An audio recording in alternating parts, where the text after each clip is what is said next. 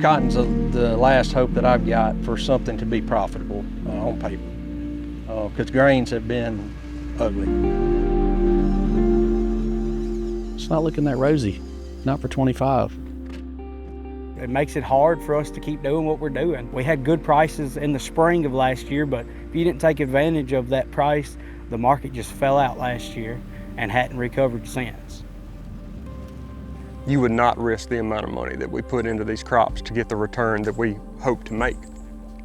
And for the last 3 years, haven't. It's a thing when you've got a good crop and can't make any money at it, it's just a tough thing to really swallow.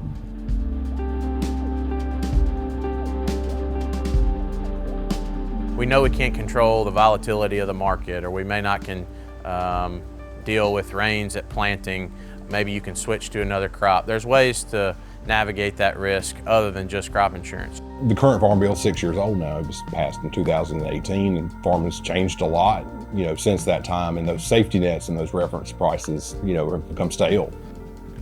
One thing about it that does not change, if we don't get this ag policy set up with this Farm Bill and quit kicking this can down the road, it's going to be detrimental. There are a lot of people hanging on by a thread, and if we can't get the reference prices up where they need to be to catch up with 2024, 2025 prices of inputs and whatnot, it's going to be bad.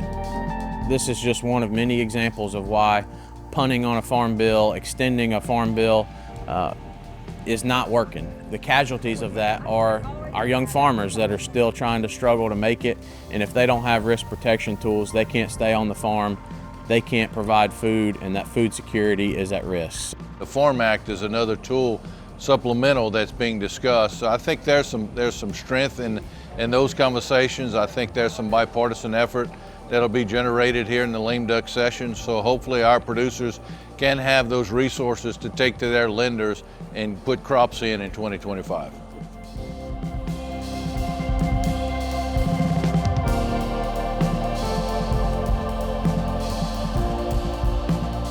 And you see all these trucks on the road hauling all this grain, and these elevators and infrastructure and mills that process all this stuff.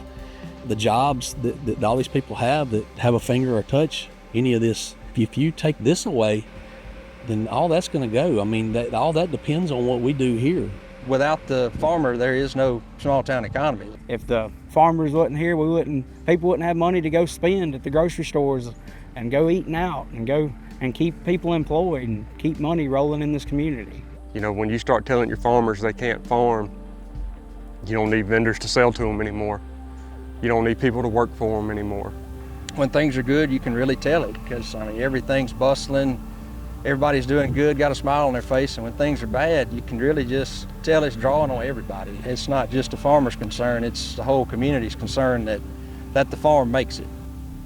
I knew I was going to farm. My daddy farmed, his daddy farmed. I loved it. I was out here every day. And it gets to a point where, yeah, I love it, but can I feed and provide for my family by doing it?